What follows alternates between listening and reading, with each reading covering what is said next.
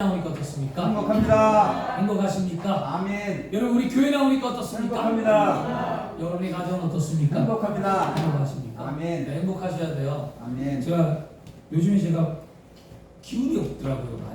많이 힘들고 계속 깔아앉는 것 때문에 왜 이렇게 기운이 없지? 그래서 갑상선인가? 뭐 이런 생각도 해보고 해보는데요. 오늘은 특별히 더 기운이 없는 것 같아요. 찬송 부르는데 힘들고 아멘. 박자 맞추는데도 힘들고 아멘. 아주 오늘 아주 고생을 너무 많이 했습니다. 열이가 나지 않게.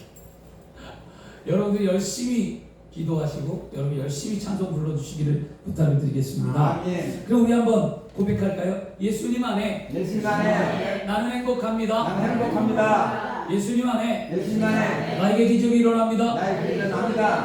아멘. 아멘. 믿음이 없이는 하나님을 기쁘시게 못하나니 하나님께 나아가는 자는 반드시 그가 살아계신 것과 그를 찾는 자들에게 상 주심을 믿어야 할지니라. 아멘. 이것이 11.6절이었어요. 아멘. 우리의 믿음으로 하나님 앞에 나온 거고요. 우리의 믿음은 하나님이 살아있다. 아멘. 그리고 그 하나님을 감동시키는 삶을 살면 나는 반드시 하나님의 복을 받는다는 거예요. 아멘. 제가 예전에 잊어버렸던 슬로건이 하나 있어요. 많이 외쳤는데요. 요즘은 잘 안 외쳤었어요. 근데 이제 해야 되겠다는 생각이 듭니다. 뭐냐면 따라하겠습니다. 예배에 예배 목숨을 걸어라. 목숨 걸어라. 그리하면 그리하면 인생을 인생을 성공한다. 성공한다. 아멘. 아멘. 제가 늘 한 게 뭐냐면 예배에 목숨 걸어라. 아멘. 그러면 인생은 반드시 성공한다. 아멘. 이거를 자녀들에게 어린아이들한테 늘 외치게 했습니다. 학생들에게 예배 목숨을 걸어봐. 그러니까 예배를 그냥 드리지 말고 간절함으로 너의 목숨을 걸 정도로 사명감으로 정말 최선을 다해 예배를 드려봐봐. 그러면 하나님이 너의 인생 가운데 반드시 복을 줘. 예배에 따라서 예배에 성공하면 인생을 성공한다. 아멘. 아멘. 저는 늘 이걸 외쳤어요. 아멘. 근데 제가 어느 순간부터 이게 안 외쳐지고 이걸 안 한 지가 한 10년 넘은 것 같아요. 8년, 6년이니까 더하니까 거의 한 14년 동안 외친 적이 없어요. 강릉으로 간 이후부터 제가 이 말을 하지 않았더라고요. 제가 상처를 받고 고난을 받고 여기서 아픔을 겪고 강릉으로 제가 갔을 때 그 공허함을 해결할 때 제 마음에 하나님 주신 음성도 없고 힘들 때 제가 이 말을 외치지 않았어요. 그런데 문득 이제 개척을 하고 6년이 되면서 여러분과 함께 기도하면서 제가 무엇을 느끼냐면 이게 마음이 와닿더라는 거예요. 예배에 목숨을 걸어봐야지. 아멘. 그리고 예배의 성공자를 만들어야지. 아멘. 우리 순복 행복한 게 성도들은요 예배의 성공자가 되셔야 될 줄 믿습니다. 아멘. 예배에 성공하면 인생은 반드시 성공합니다. 아멘. 하나님은 결코 실수하지 않습니다. 아멘. 하나님은 결코 실패하시는 분이 아닙니다. 아멘. 하나님은 예배를 잘 드리고 영과 진령과 진정으로 하나님 앞에 나와 예배 드리면 하나님은 여러분의 인생을 복되다 말씀하십니다. 아멘. 오늘 그 하나님을 여러분이 만나야 될 줄 믿습니다. 아멘. 오늘 따라하겠습니다. 예수님을 따르는 예수님 따르는 제자의 삶. 제자의 삶. 아멘. 아멘. 오늘 말씀을 통해 함께 은혜 나누기를 원하는데요. 한 청년이 사업을 시작했습니다. 근데 처음 하는 사업이 뭐였냐면 이 청년이 정육점 사업이었어요. 그래서 정육점을 만들어서 고기를 떼다가 호텔에다가 고기를 납품하는 일을 했습니다. 그런데 몇 번 납품하다 보니까 이 호텔 주방장이 어느 날 이 청년을 불렀어요. 그걸 불러서 말합니다. 뭐라고 그러냐면 이봐 앞으로 거래를 계속하려면 나에게 잘 보여야 돼. 내가 무슨 말을 하는지 알지? 이렇게 얘기했어요. 뭐냐? 주방장이 이 청년에게 로비를 달라고 요구하는 거예요. 뇌물을 달라는 거예요. 나한테. 그러면 너 잘하겠다. 그러니까 이 청년이 어떻게 얘기했냐면 이렇게 얘기했어요. 뇌물을 주면 손해를 보는 것은 고객입니다. 제가 뇌물을 드리면 그만큼 나는 질이 나쁜 고기를 납품할 수밖에 없습니다. 그리고 저의 경영 철학은 정직입니다. 아멘. 저는 예수님을 따르는 사람입니다.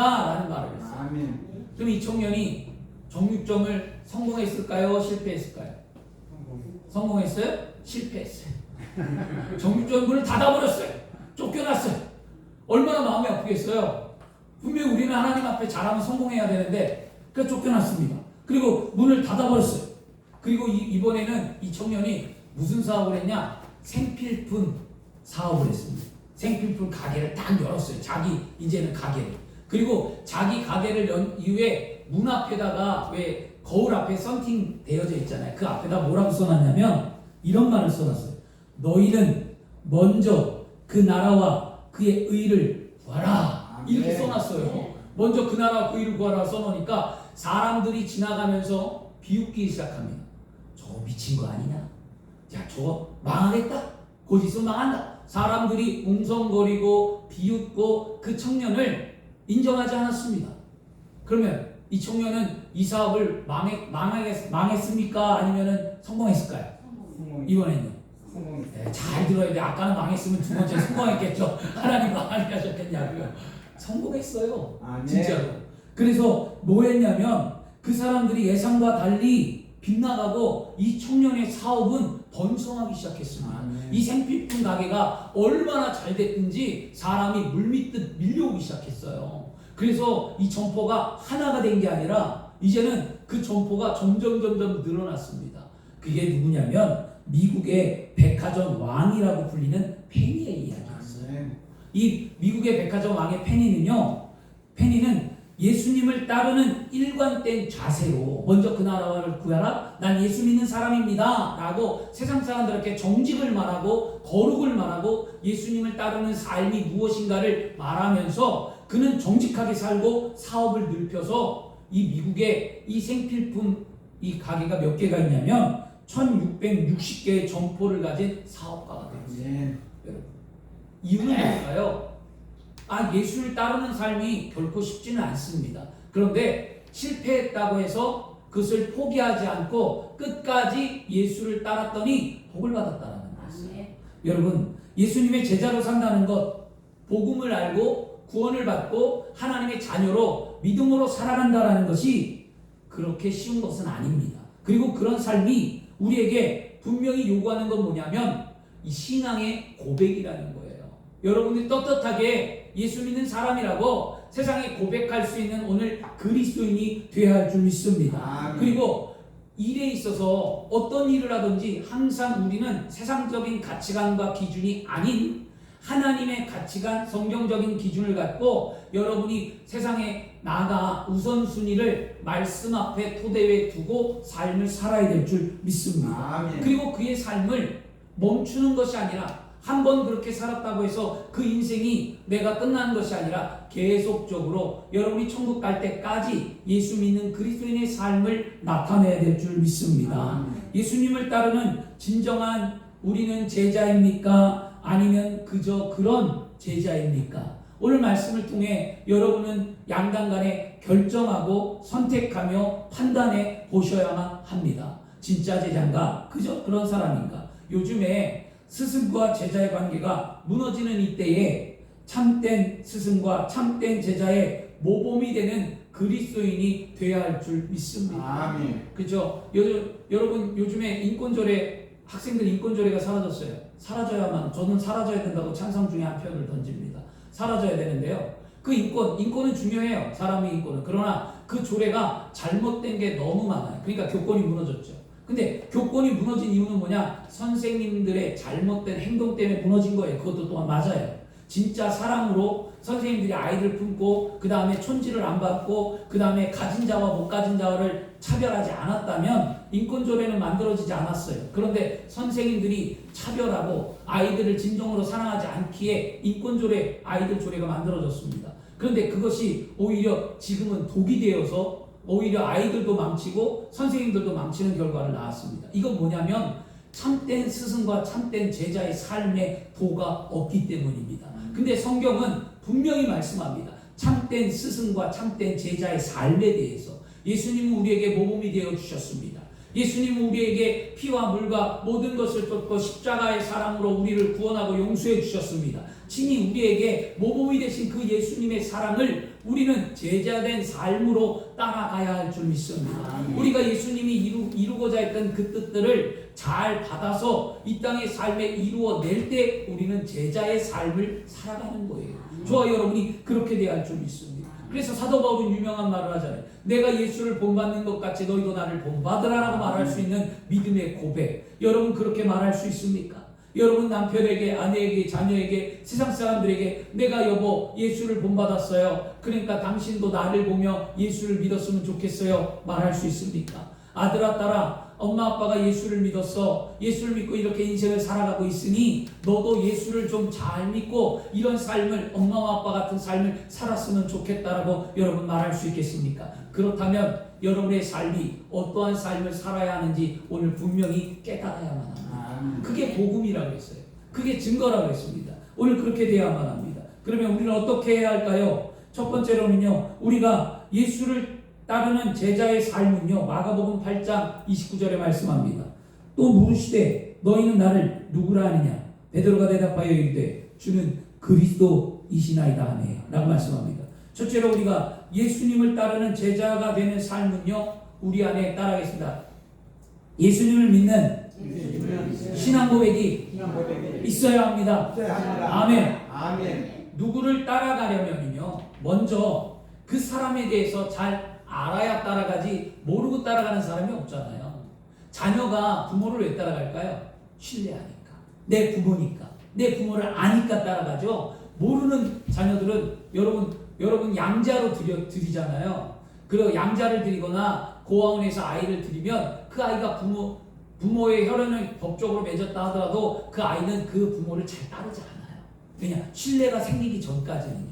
그와 마찬가지로 여러분 잘 알지 못한 상태에서 제대로 따라갈 수 없다라는 거잖아요. 여러분들이 저를 담임 목사로 여러분 잘 따르는 이유가 무엇입니까? 여러분이 저를 알기 때문에 따르는 거예요. 여러분 제가 송탄에서 11년 사역해서 여러분이 저를 보았고요. 제가 강릉에서 8년을 사역하면서 여러분이 저를 보았기에 이곳에서 제가 개척했을 때 여러분이 저를 따르는 거예요. 그나마 여러분이 저를 알니까 따르는 거지 생판 모르면 따르겠냐고요. 그렇죠? 그것처럼 여러분 우리는 분명한 것은요, 우리가 예수님의 제자의 삶을 살기 위해서는요, 우리는 무엇보다도 예수님이 누군가를 알아야 된다. 예수님이 누군가를 아는 것이 우리가 예수님을 따라가는 제자의 삶을 사는 첫 번째 이유예요. 그런데 제자들은 예수님이 누군지 잘 몰랐어요. 참 어리석죠. 함께 했는데, 동고동락했는데, 함께 말씀을 들었는데, 옆에 있었는데, 여러분 예수님을 안다고 생각하고 여러분 예수님을 예배하고 예수님의 말씀을 듣는 우리가 과연 예수님을 잘 알고 있는가 생각해 보셔야만 합니다. 마가복음 6장에 보면은요, 오늘 마가복음 8장이잖아요. 마가복음 6장으로 넘어가면 예수님께서 벳세다 광야에서 보리떡 5개와 물고기 2마리로 5,000명을 먹인 기적의 사건의 말씀이 기록되어져 있습니다. 제자들은 이와 같이 예수님이 오병이의 기적으로 5,000명을 먹인 그 사건을 경험했는데도 불구하고요, 8장으로 넘어오면 지금 8장에 보니까 예수님이 뭐라고 얘기합니까? 빌립보 가이사랴 지방 거기에 이제 들렀잖아요. 그리고 또 예수님이 8장 1절에 가면은 예수님께서 큰 무리가 예수님을 따르는 걸 보고 그들이 사흘 동안 먹지 못함을 보고 그들에게 배고픔을 알게 예수님이 그들에게 먹을 것을 주고자 했습니다. 그런데 그 먹을 것을 주고자 할 때에 그 제자들이 뭐라고 얘기냐면, 이 광야에서 떡을 얻어 이 사람을 어떻게 배부르게 할 수 있겠습니까? 하고 불가능하다고 말했어요. 좀 전에 오병이의 기적을 경험하고 5,000명을 먹인 사건을 경험하고 보고 듣고 알았던 제자들이 또다시 지금 예수님의 말씀을 깨닫지 못하고 알지 못하는 어리석은 삶의 모습이 8장에 기록되어져 있습니다. 여러분, 그러면 예수님이 그때 어떻게 했냐? 예수님이 7개의 떡과 생선 2마리 갖고 축사하고 4,000명을 먹이셨다라는 거예요. 예수님 곁에서 예수님을 따르던 제자들은 예수님의 가르침을 제대로 이해할 수 없었습니다. 예수님의 부르심에 제자가 되기는 했지만 예수님의 누구인지를 잘 몰랐기 때문이에요. 예수님이 불렀어요. 너 나를 따라오라. 그러니까 따라가긴 했어요. 그런데 따라가기는 했지만 예수님이 누군지를 몰랐다는 거예요. 여러분 예수 믿고 구원받았어요. 하나님의 자녀가 되었어요. 하나님 예수 믿고 구원받은 자녀가 되었지만 우리가 예수님이 누군지를 알지 못하면 우리의 삶은 결코 평안할 수 없다는 거예요. 늘 의심과 염려와 걱정과 불안과 초조와 답답함 속에 우리의 인생을 살아갈 수밖에 없는 거예요. 그러나 예수님이 누군지를 분명히 알면 우리는 확신 있는 그리스도인의 삶을 살 수 있게 되는 줄 믿습니다. 아멘. 주 안에 사랑하는 여러분, 이것은 오늘 예수 믿고 구원받은 하나님의 자녀로 살아가는 우리도 마찬가지라는 거예요. 예수님이 누군지 잘 모르면 교회를 오래 다녀도 예수님의 제자가 될 수가 없습니다. 그저 떡을 먹고 배부른 군중들처럼 구경하고 그냥 예수님을 따라갈 수밖에 없는 거죠. 군중들은요, 예수님에게 관심이 없었어요. 이 지금 예수님이 뭐 4,000명을 먹이고 5,000명을 먹인 이 사건들 가운데 이 군중들이 예수님께 관심이 있었을까요? 이 군중들은 예수님께 관심이 있는 게 아니에요. 군중들은 자신들의 삶의 현재의 문제가 예수님을 통해 해결받기를 원했던 거예요. 그래서 병 고침을 원했고, 그래서 배고픔을 해결받기를 원했고, 자신의 문제의 마음의 공허함을 해결받기를 원해서 예수님 앞에 왔다라는 거예요. 그러니까 예수님보다도 자신의 삶의 문제에 관심이 더 많아서 예수님 앞에 나왔다는 거죠. 오늘 여러분, 예수님께 관심이 있어서 예배하러 나오셨습니까? 아니면 여러분의 삶의 문제 때문에 예수님 앞에 나오셨습니까? 이거 잘 생각하셔야만 합니다. 여러분, 왜 모태신앙인데 여러분이 자녀들 모태신앙일 거예요. 모태신앙이라고 하면서도 말씀대로 살아가기는커녕 자녀들이 믿음조차 없는 사람들처럼 살아가는 삶을 우리는 바라볼 수밖에 없을까요? 또 왜 신앙의 연륜이, 여러분이 예수를 믿었어요. 신앙의 연륜이 오래됐는데도 불구하고 우리는 믿음이 굳건한 반석 위에 세워지지 않고 늘 갈대와 같은 믿음의 흔들림은 받으며 삶을 살아갈 수밖에 없는 걸까요? 그 이유가 뭐라고요? 예수님을 누군지 모르기 때문이라는 거예요. 우리는 우리 자신을 바라볼 때 우리의 남편, 우리의 자녀, 우리 아내를 바라보면서 실망하거나 낙심할 때가 종종 있습니다. 여러분, 말씀을 듣는 오늘 이후부터 절대로 실망하거나 낙심하지 아니하기를 축원합니다. 아멘. 우리의 믿음이 흔들리고 세워지지 않는 것은 예수님이 누군지 모르기 때문이라는 것을 오늘 말씀을 통해 알았다면, 그러면 예수님에 대해서 우리가 가르쳐줘야만 합니다. 먼저 된 자로서 예수를 믿고 구원받은 하나님의 자녀로서 은혜를 알고 신앙을 경험하고 하나님의 말씀을 깨닫는 여러분께서 가르쳐줘야 돼요. 남편에게, 아내에게, 자녀에게 예수님을 자꾸 말해줘야 돼요. 예수님을 말 안 해주고 가르쳐주지 않고 가만히 있는들 그 자녀나 남편이나 아내나 그 사람들이 돌아오겠냐고요? 안 돌아옵니다. 여러분들이 말해주시기를 축원합니다. 그래서 여러분, 가르쳐주면 돌아온다는 거예요. 그래서 절대 이제는 이 예배의 말씀을 듣는 여러분이 희망을 얻길 바랍니다. 내 남편이 달라지고 내 아내가 달라지고 내 자녀가 달라지고 내가 복음을 전하는 삶 가운데 말씀을 듣는 예수 그리스도를 전할 때 그들이 변화됨을 기대하고 소망하고 꿈꾸며 여러분이 기도해야 될 줄 믿습니다. 주 안에 사랑하는 여러분, 예수님이 누구인지 알기 위해 날마다 힘써 우리는 어떤 삶을 살아야 합니까? 예배하는 삶을 살아야만 합니다. 우리는 신령과 진정으로 예배할 때 하나님의 은혜와 축복이 그것을 통해 흘러나가고 증거되는 줄 믿습니다. 예수님은 우리가 예배를 소중한 나의 목숨처럼 여기고 나와 예배할 때 그 예배를 통하여서 하나님을 믿는 자들에게 기적을 베풀어 주는 줄 믿습니다. 또한 우리는 예배를 통해 우리의 믿음을 고백할 수 있습니다. 우리가 믿음을 고백하는 것은 우리가 예수님의 제자의 삶을 살고 있다는 증거예요. 여러분, 어디서 고백할까요? 우리는 신앙 고백은요, 예배에 나와서 고백하는 거예요. 주님, 오늘도 나를 불러주셨습니다. 주님, 오늘도 나의 삶 가운데 함께 하심을 감사합니다. 나는 예수 믿는 사람입니다. 나의 연약함을 담당해 주시고 위로해 주심을 감사합니다라고 얘기하고, 여러분이 힘든 세상 내가 오늘도 주님의 말씀으로 살아갑니다 라고 고백하는 거잖아요. 그리고 예배에 목숨을 걸고 하나님이 살아있는 것을 알고 믿음으로 고백하는 그런 신앙의 고백을 언제 하죠? 예배 때 하는 거예요. 그 예배의 말씀과 찬송과 기도에 이 모든 것 안에 나의 고백이 들어있는 거예요. 아멘. 찬송은 기도 있는 곡조라고 그랬고요. 말씀은 하나님께서 우리에게 주는 하나님의 메시지이기 때문에 그 말씀을 듣고 아멘으로 고백하는 거고요. 여러분의 입술로 하나님 앞에 간절한 소원을 아뢰는 것, 그게 고백이잖아요. 그런 고백에 오늘 할 때에 우리는 신앙적으로 승리를 만들어야 될 줄 믿습니다. 오늘 말씀을 보면 예수님의 제자로 살아가는 삶에 있어서 믿음의 고백인 신앙 고백이 중요함을 예수님은 말씀해 주었어요. 그래서 제자들에게 예수님이 뭐라고 그러냐? 너희는 나를 누구라 하느냐? 이 말이 오늘 주님의 음성으로 들려져야 될 줄 믿습니다. 주님이 여러분에게 묻습니다. 딸아, 아들아, 너는 나를 누구라 생각하느냐? 그 질문 앞에 뭐라고 대답하시겠습니까? 그 질문 앞에 어떤 말을 하시겠냐는 거예요. 여러분, 우리가 예배를 드릴 때 말씀을 듣는 것으로 끝나면 안 돼요.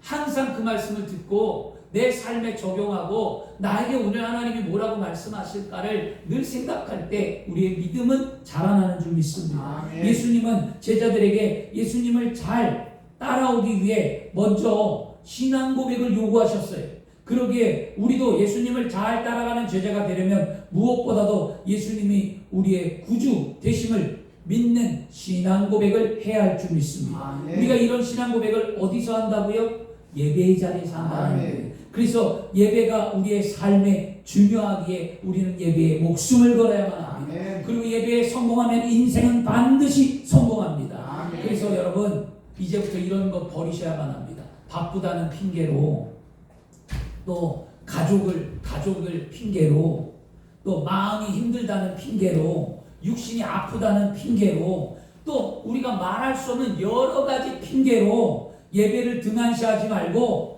할 수 있는 한 최선을 다해 나와 예배를 드려야 하나님의 기적과 은혜와 축복 있는 삶을 누리는 거예요. 우리가 그 일을 해야 될 줄 믿습니다. 로마서 12장 1절에도 그러므로 형제들아, 내가 하나님의 모든 자비하심으로 너희를 권하노니 너희의 몸을 하나님이 기뻐하는 거룩한 산 제물로 드리라. 이는 너희가 드릴 영적 예배라고 말씀합니다.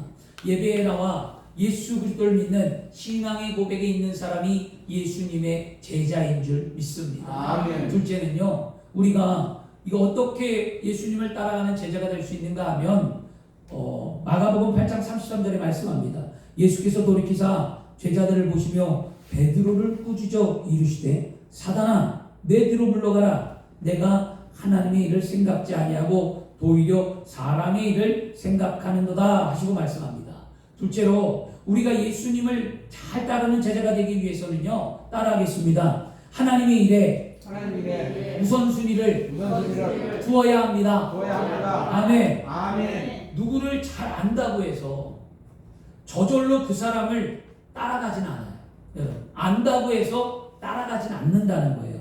아는 것과 행동하는 것에는 차이가 있어요. 아는 것과 행동하는 것. 예수님 곁에서 말씀을 듣고 예수님 곁에서 기적을 경험한 제자들은 누구보다도, 다른 사람들보다도 지식적으로 예수님을 잘 알고 있었어요. 그러면 예수님을 잘 따라가야 되지 않겠습니까? 그런데 제자들이 그렇게 하지 못했다는 거예요. 오늘 말씀에 지식적으로 안다고 해서 예수님을 잘 따라갈 수 있는 게 아니라는 거예요, 여러분. 그래서 여러분, 착각하시면 안 돼요. 말씀을 많이 한다고, 여러분 말씀을 많이 읽었다고, 여러분 내가 말씀에 능통하다고, 내가 말씀을 많이 들었다고 여러분들이 예수님의 제자로 온전하다고 생각하시면 안 돼요. 여러분, 지식으로는요 예수님을 따라갈 수가 없습니다. 들었으면 행동에 옮겨야 될 것입니다. 행동이 없는 거는요 죽은 신앙이라고 말하잖아요. 믿음은 행동으로 나타나야 합니다. 그러므로 날마다 나의 행동할 수 없는 모습, 행동하지 않는 나를 바라보며 회개하시고, 주님 할 수 있는 용기를 주옵소서. 내가 이렇게 살기를 원한다라고 내 삶에 작은 것이라도 실천하고 말하고 행동하고 나타내고 드러내는 삶을 살겠다고 여러분 고백하셔야 될 줄 믿습니다. 이건 내 힘으로 되지 않습니다. 하나님이 주신 성령의 충만함으로만 감당할 수 있기 때문입니다. 그러므로 우리는 수많은 말씀을 듣고 믿음의 지식을 가졌으니 이제는 성령의 능력으로 행동하는 그리스도인들이 다 되어야 할 줄 믿습니다. 그러면 예수님을 따라간다라는 것 우선순위, 그러면 하나님의 일의 우선순위가 분명해야 된다는데 우선순위가 분명하지 않으면 뭐죠? 따라갈 수 없다는 거예요. 오늘은요. 오늘 말씀에 등장한 베드로를 잘 보세요, 여러분. 베드로는 예수님의 제자로 지금 뭐였죠? 주는 그리스도요 살아계신 하나님의 아들입니다라는 신앙의 고백을 했습니다. 누구보다도 뛰어난 고백이었어요. 베드로는 예수님께 그렇게 고백을 했는데 예수님께서 그 고백을 듣고 베드로에게 뭐라고 말하냐면 진리를 말해 주었어요. 뭐냐면 내가 이제 유대인들에게 잡히고 이제 십자가를 지고 멸시 천대받고 내가 이제 죽고 부활하고 내가 이제 승천할 예수님의 일대기를 말하니까 베드로가 뭐라고 그랬냐면 마가복음 8장 32절에 베드로가 예수를 붙들고 항변하더라. 항변하더라는 게 뭐냐면 항변한다는 건 뭐냐면 베드로는 예수님께서 그런 일이 있으면 안 됩니다. 예수님 절대로 그런 일은 없어요. 예수님이 어떻게 그렇게 억울한 일을 당하십니까? 예수님 절대 그런 일은 있을 수도 없는 일입니다. 이게 항변이에요. 베드로는 그렇게 예수님께 말했다는 거예요. 그럼 예수님이 뭐라고 얘기해요? 아이고 나의 숙제자 베드로야, 너 정말 잘 알고 있구나. 네가 나를 그렇게 사랑하는구나. 네가 정말 열심히 있구나라고 말해줘야 되는데 예수님이 뭐라고 그러는지 아시죠? 꾸짖으셨어요. 아멘. 꾸짖고 사단아 물러가라 라고 말을 했습니다. 이게 뭐예요? 바로 마지막에 얘기하잖아요. 사람의 일을 생각했다는 거예요. 하나님의 일을 생각하지 아니하고 사람의 일을 생각했기에 베드로는 꾸지람을 받았던 거예요. 우리가 예수를 믿고 구원을 받아 하나님의 자녀로서 믿음으로 살아가는 저와 여러분들이 하나님의 일을 생각하지 아니하고 사람의 일을 생각할 때에 하나님은 우리를 책망하신다는 거예요. 믿음이 있다면 언제든지 하나님 중심으로 삶을 살아야 할 줄 믿습니다. 예전의 신앙은요 절대적인 하나님의 신앙을 강조했어요. 아주 하나님의 신앙 절대입니다. 변하지 않는 거예요. 그래서 예전에 믿었던 분들이 아주 철저한 신앙들을 갖고 있는 걸 볼 때마다 감사해요. 저희 어머니도 그렇고 우리 나이 많으신 우리 김양수 목사님도 그렇고 모든 분들이 다 예전에 믿었던 분들은 그런 신앙이 견고함이 있다는 거죠. 그러면 오늘 우리에게 신앙의 견고함이 무엇인가를 생각해 보시고 나는 어떤 게 하나님의 일에 앞장서고 있지? 내가 어떤 게 하나님의 일에 등한시하고 있을까? 내가 예전보다 떨어진 게 뭘까? 믿음이 매일 좋지 않다니까요.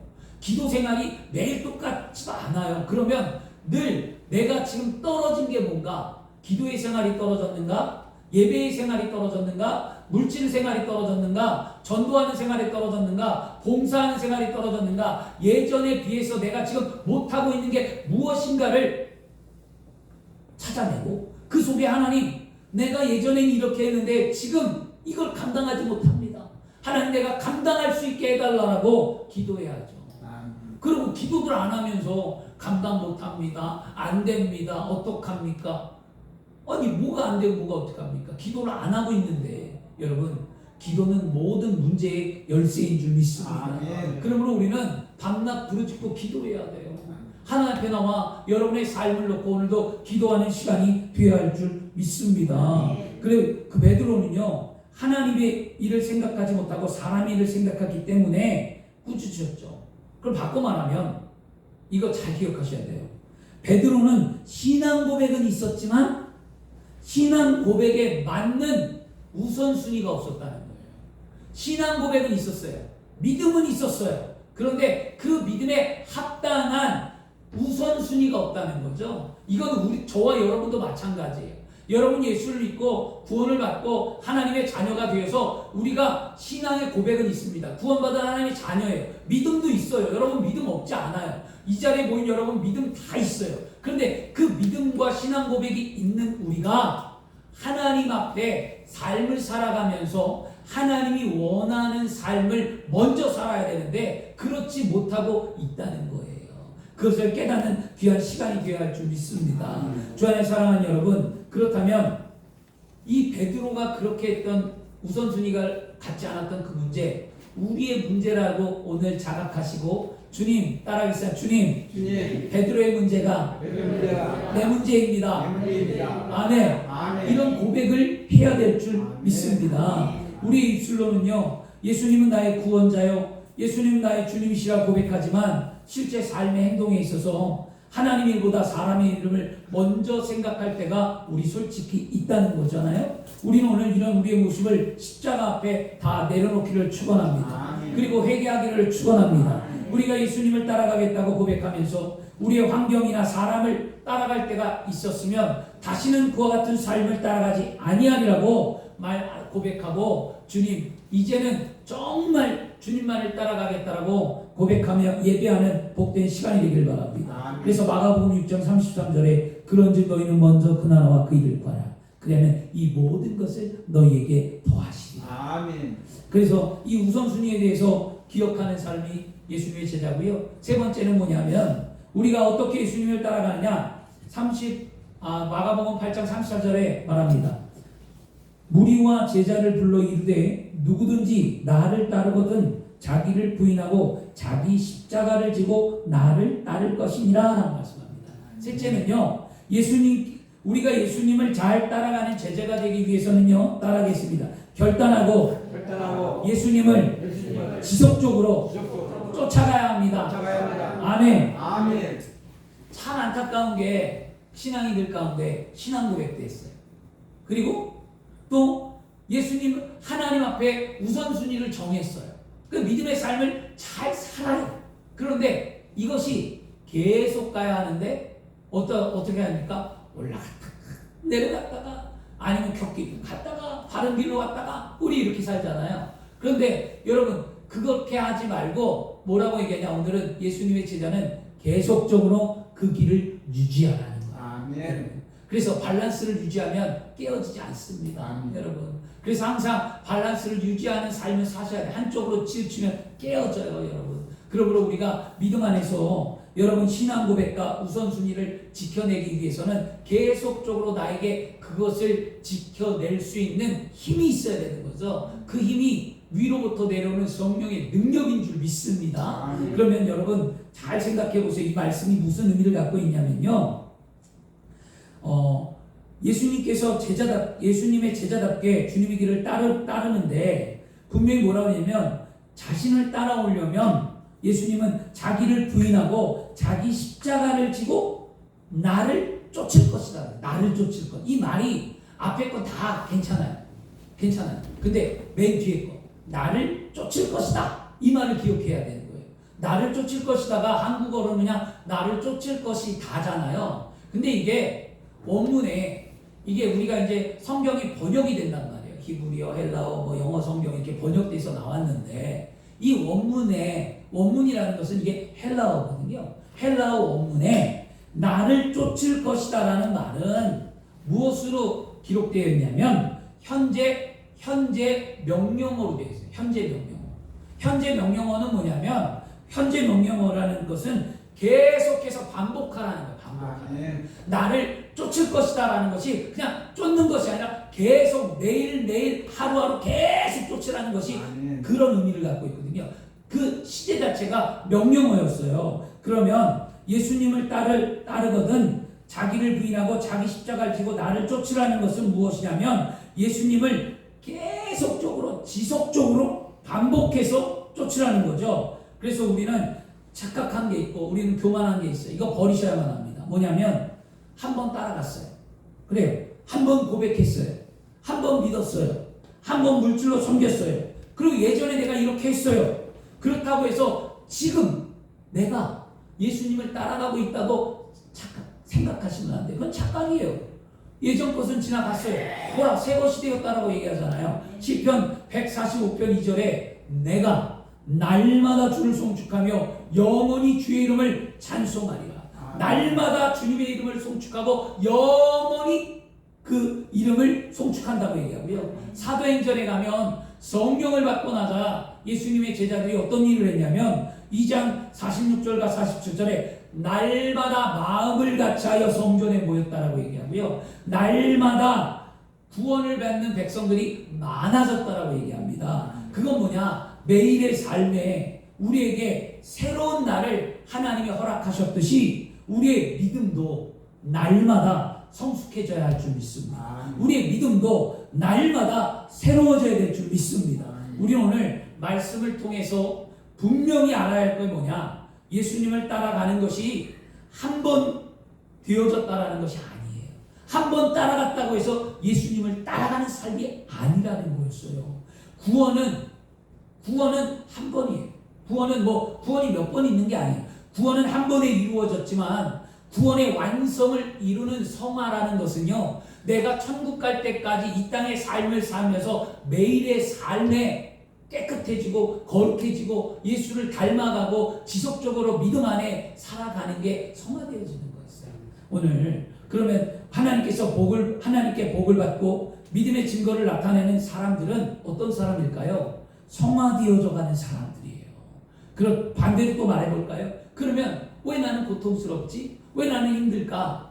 생각해 보세요. 그건 뭐냐? 내가 하나님 앞에 성화되어져 있지 않는 모습이 있다는 거예요. 여러분, 성경은 틀리지 않아요.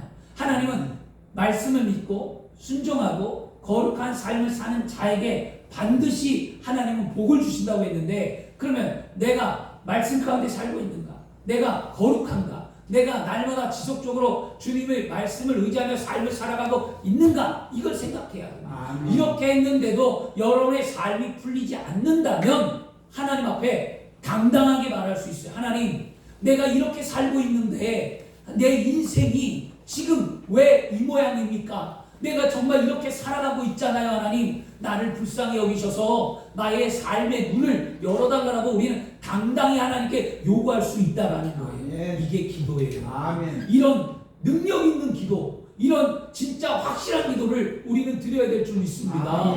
우리는 그런데 그렇게 하지 않으면서 하나님 앞에 요구한다면 하나님은 뭐라고 말씀할까요? 하나님은 우리에게 말씀합니다. 먼저 거룩해지거라. 아멘. 먼저 깨끗해지거라. 아멘. 먼저 믿음을 보여라. 아멘. 먼저 내 말씀대로 삶을 살고 난 후에 구하라고 말씀합니다. 아멘. 그게 먼저 그 나라와 그 일을 구하라. 그래 이 모든 것을 더한다는 말씀이었어요. 여러분, 우리의 믿음이 어디로 가고 있는가 생각해보고 오늘 이 시간 우리는 반드시 달라져야 될 줄 믿습니다. 아멘. 그래서 믿음으로 결단하고 예수님을 지속적으로 쫓아가는 사람이 예수님의 제자라는 거예요. 오늘 우리 예수님의 제자에 대한 삶을 살길 바랍니다. 말씀 마치겠습니다. 주 안에 사랑하는 여러분, 오늘 말씀을 들으면서 무엇을 깨달았습니까? 우리는 예수님을 잘 따라가는 제자가 되기 위해 날마다 말씀에 순종하여 예배의 자리에 나와 신앙을 고백하고 있습니까?